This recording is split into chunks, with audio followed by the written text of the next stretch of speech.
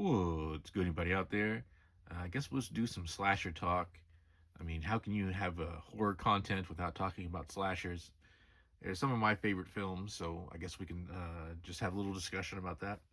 I'm not going to try to be super comprehensive or definitive or anything like that. I'm just going to talk about, some of the mandatory opinions you got to throw out there and show you some of my favorites. So I guess we can start with where do everyone has their own definition of where slashers begin and what makes a slasher and whatnot. So I'll put my cards on the table and I'll say, what is the first slasher film? I'm gonna go with Halloween is my pick. There's a lot of stuff that comes before this movie, of course, but this is the one that was like such a success and really brought out the cynical movie makers to like use the slasher as like a marketing a template. It became a formula because of Halloween, I think, even though you could go all the way back to like Psycho and probably even some stuff before that, even who knows, and find things that fit the bill. But I think how you got to put this stuff in historical context. I think it makes Halloween the first slasher, and I really do like the formula of Halloween, where it's a past event, a past injustice or past violent event. It comes back to haunt the present, and the person who ultimately becomes like the final girl has to be the one who has to figure it out, who has to like defeat the evil and confront it head on. And that's what I really like about these. And they just have room to have such absurd, funny characters. They end up becoming tropes of their own. Like you always have like the practical jokester and everything, and the nerds and whatnot, and the good girls, bad girls. However much that's a cliche that people lean on, and they're not really that present in the movies. Obviously they do show up in some forms. So that's what I really like about classic slashers. And as far as those proto slashers, those things that came before, there's a lot you could talk about, a lot you could mention. I'm only going to mention two here. First one being A Bay of Blood, classic Mario Bava Giallo. And the thing about this one that makes this one worthy of discussion, I think, is it's 1971, and the slasher movie is really all here in this movie, but it's in the middle of the movie. That's something people don't, uh, specify too much when they talk about this. There's a whole like Giallo, the typical Giallo thing about people scheming about money and business deals and whatnot. That's all there in Bay of Blood. But there's actually the slasher movie where just a bunch of young people just show up and get killed off one by one. That's in Bay of Blood. Uh, to a T, it's a slasher formula. And uh, obviously some of the imagery is recycled in Friday the 13th Part 2, which those filmmakers say that's a coincidence, but if it is, it's a hell of a coincidence, I'll say that. And plus, A Bay of Blood, like the proper storyline, revolves around the date of Friday the 13th. So, again, for this to be all a huge coincidence is very coincidental. So, the other movie I'll bring up, another Italian film, Strip Nude for Your Killer. Excellent film, mid 70s, 75. It's got Edwige Finnick in it, and it's directed by Andrea Bianchi, has directed quite a few amusing horror films, including like Burial Ground. And this one, as it says, it's ultra trashy fun. It has just the sleaziest characters. There's almost no good guys in this movie, but there's so many funny like slasher tropes that they didn't even realize were tropes yet that they throw into this. So this one is actually probably one of the closest giallos to a slash to a just a regular slasher movie. You know, before Halloween. And I do really like the Euro horror, the Italian horror. Generally, I liked watching that stuff better than a lot of the American stuff, even though there's lots of great American and Canadian slasher films. Just on day to day choices, I usually pick these like European horror films. Uh, but that's not to say I don't love the American stuff too. But talking about some of these Italian horrors, slashers, we've got this one. This one's absurd. Joe D'Amato movie, and they always have gimmicks for the killer in slasher movies. What's the gimmick in this one? It's just George Eastman. He's just a crazy killer. There's got a lot of brutal kills in this one. Some pretty inventive special effects, and this is one of the rare Super Bowl themed slasher movies, if you can believe that. Although it is Super Bowl is understood by Italians, not necessarily the most authentic, I think, Super Bowl party we're ever going to have on film, but that adds to the fun. There never really was a more appropriately titled film than this one. It's truly absurd, and it has a great soundtrack, which we'll probably mention again. Another one I really like. This one's from Spain. Spain has great horror too, and this one is Bloody Moon. Jess Franco. I call it the Spanish horror film. It's set in Spain, directed by a Spanish director, but I believe it was made for the German market with a lot of German actors in it.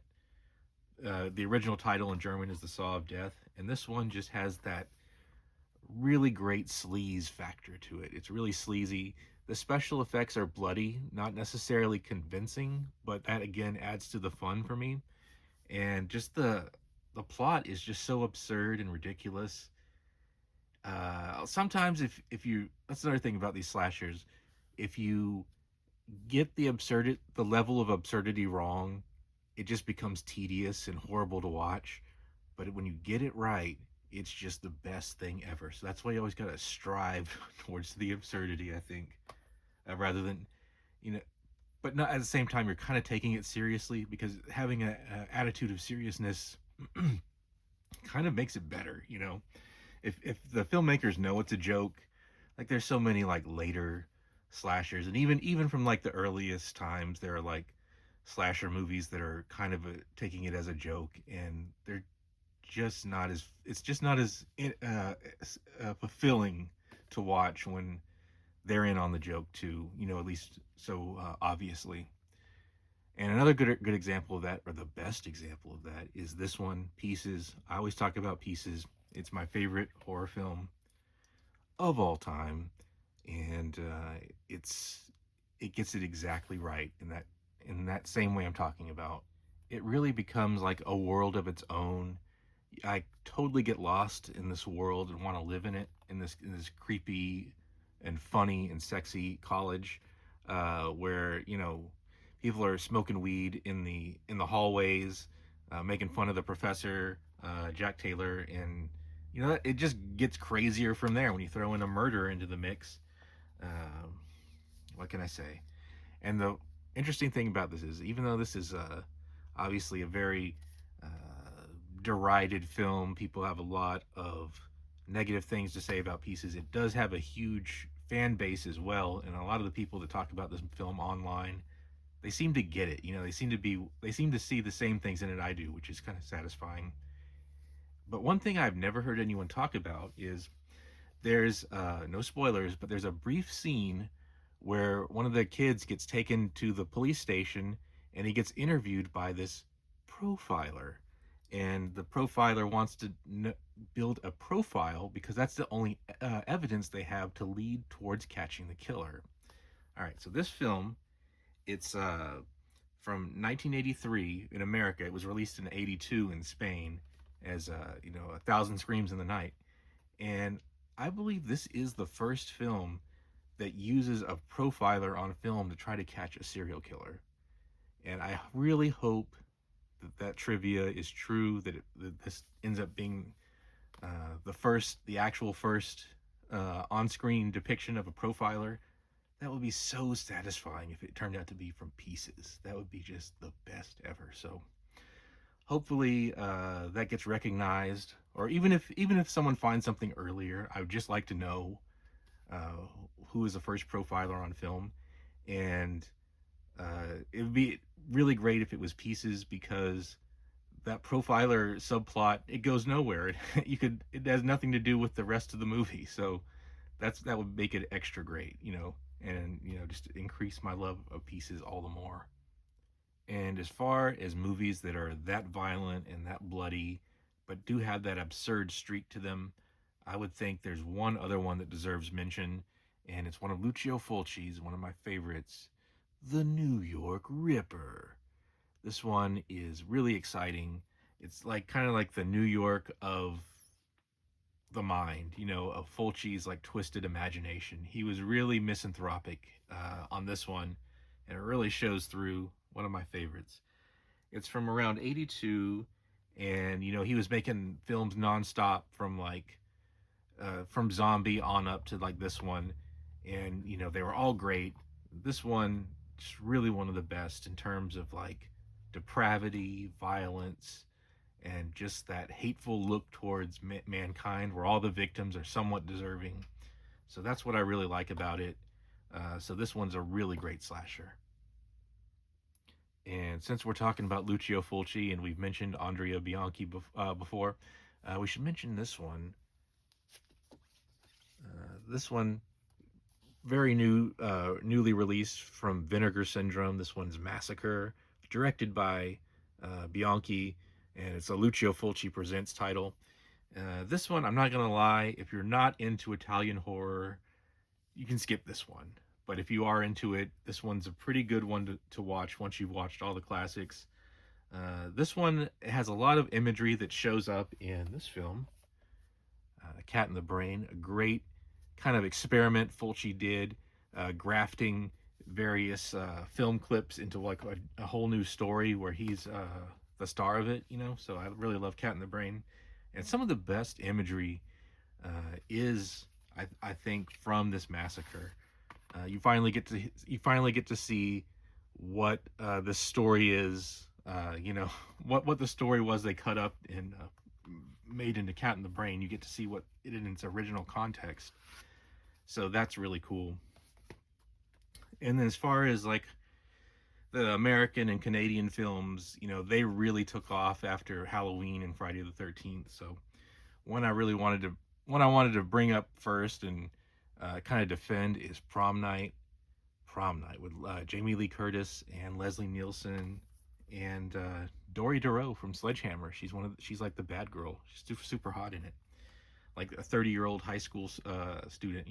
She's got that vibe going on. She's totally beautiful. And so Prom Night, it doesn't. I've heard a lot of criticism of this one, that this one is just too slow. It's not exciting enough or whatever, but I don't get it. I think Prom Night, perfect slasher atmosphere.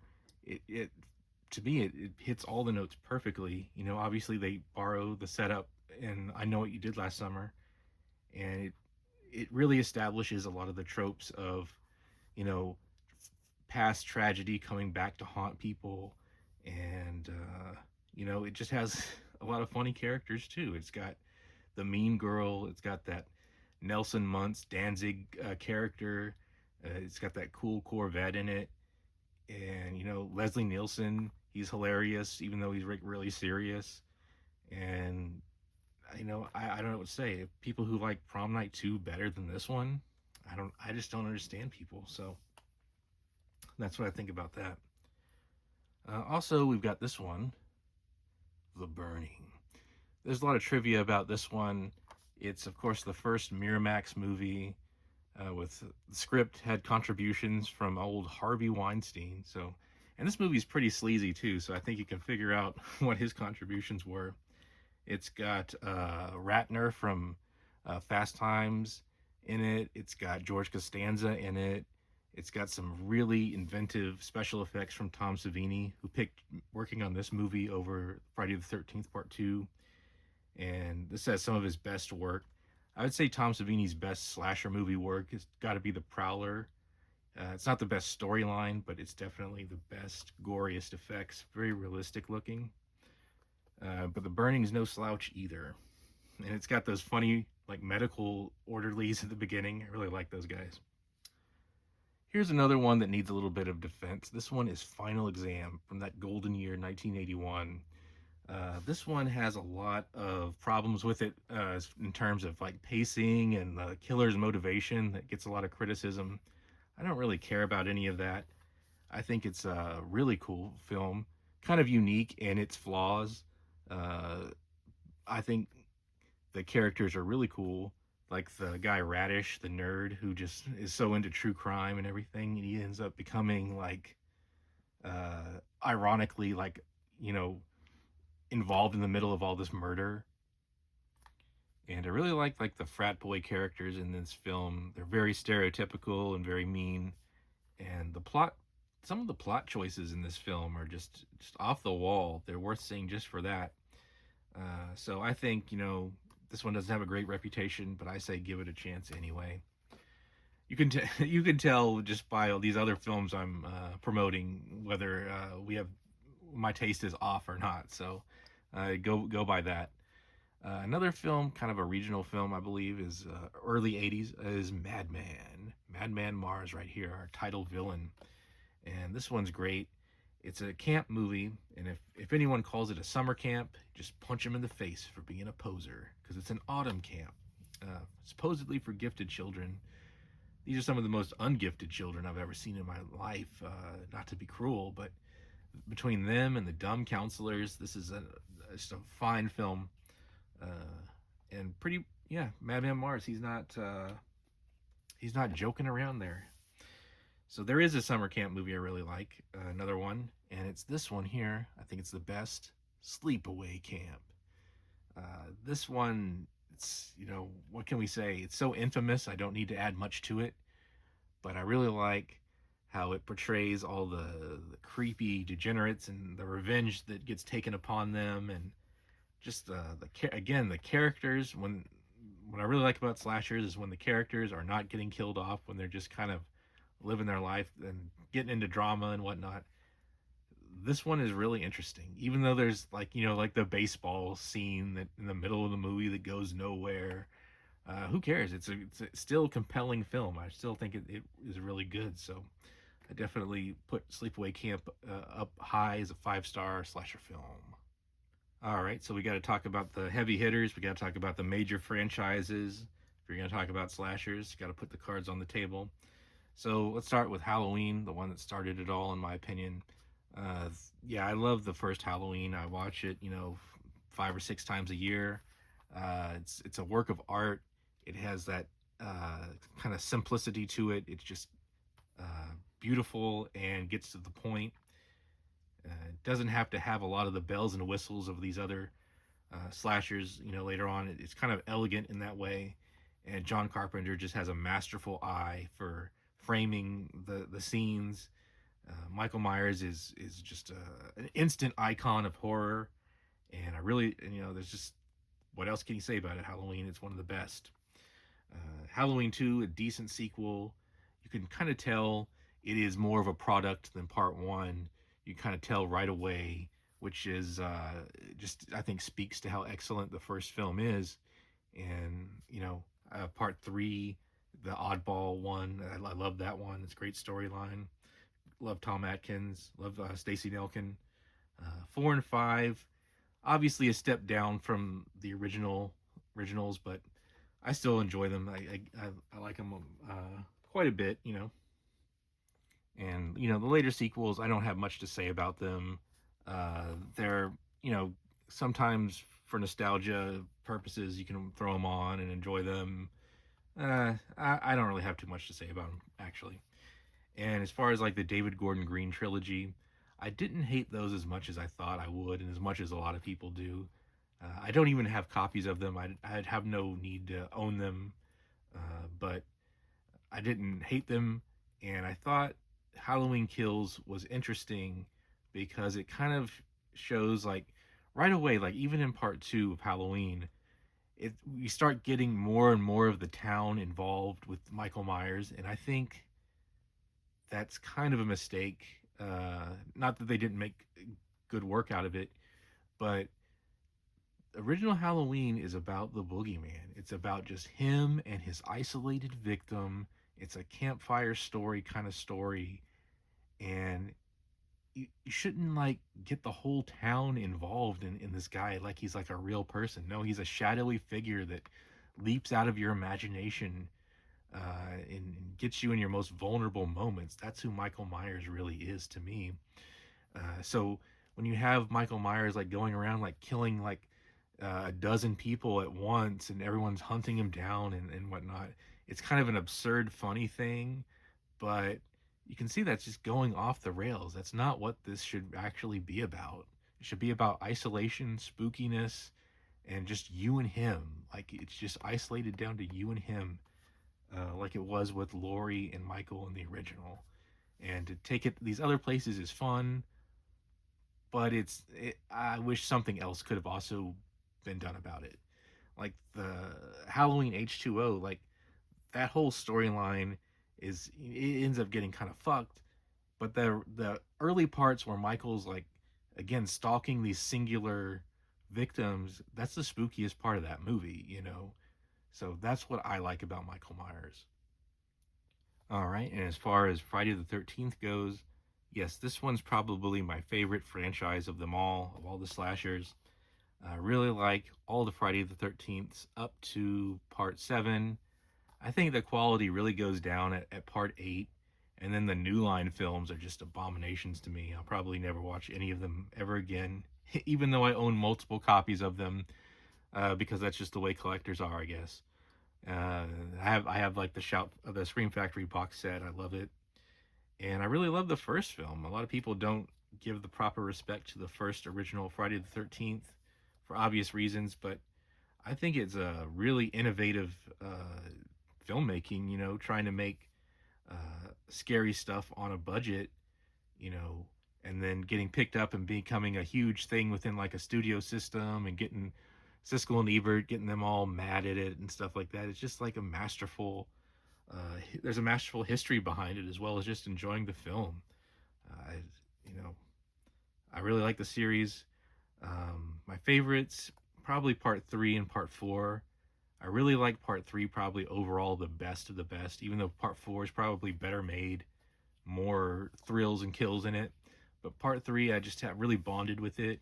Really like the characters and the situations. I just think it's really cool. So I really enjoy Friday the 13th. Like I said, the 80s ones, you know, the proper ones.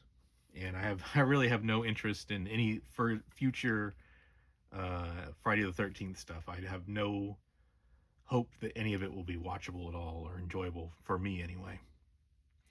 And then we got to, of course, talk about 1984, Nightmare on Elm Street, and that whole franchise, huge franchise.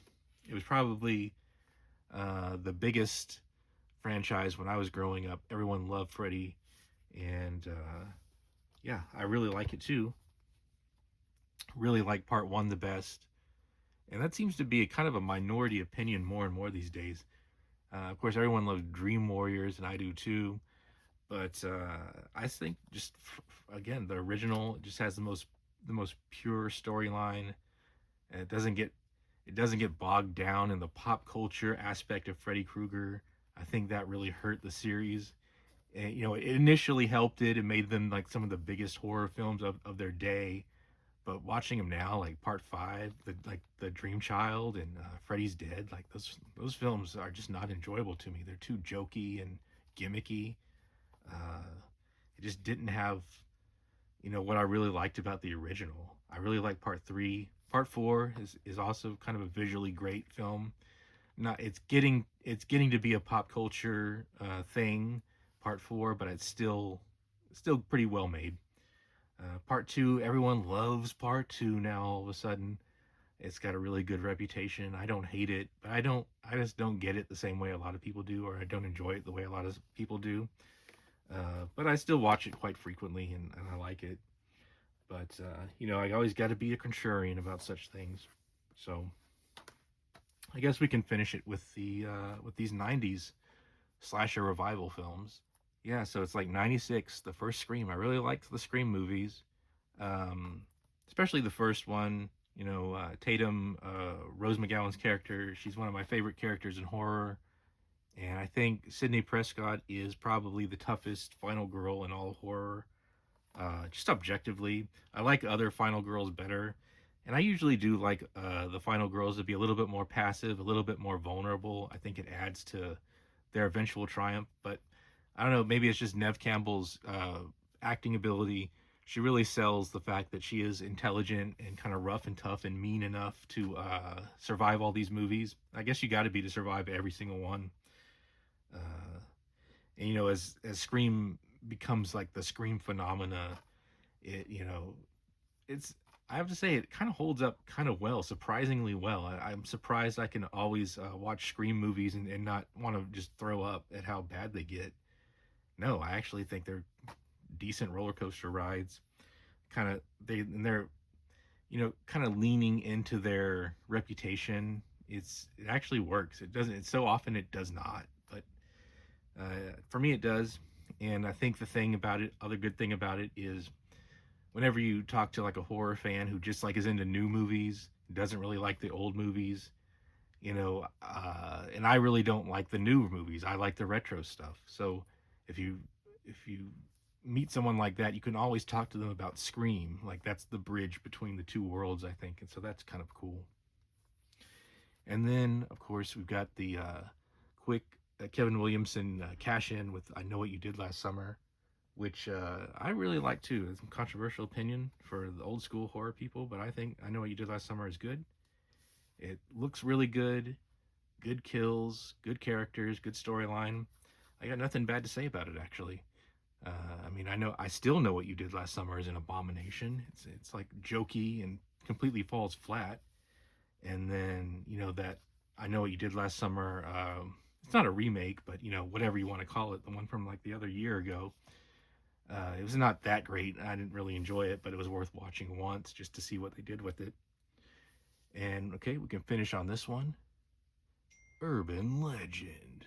So I really like Urban Legend too, and I have a lot of history with it. I saw it first on opening day. I saw it. I still have my ticket. So I really like Urban Legend. It's like this dark film, very rainy, got just the right atmosphere. I like the characters. Not so much the final girl, Alicia Witt. She's a good actress. She's beautiful, but something about her personality, I didn't really think she was ever gonna be one of my favorite final girls. I wish Tosh could have been the final girl. She's like great. Um, but there you have it. Those are my initial picks to talk about the slasher game. There's dozens more other slasher films to be discussed. So if you want to hear more, just let me know. I'll do some more videos on other slasher films, earlier slasher films, Giallo films, and whatnot. And I'll just make another one, and I'll be right back.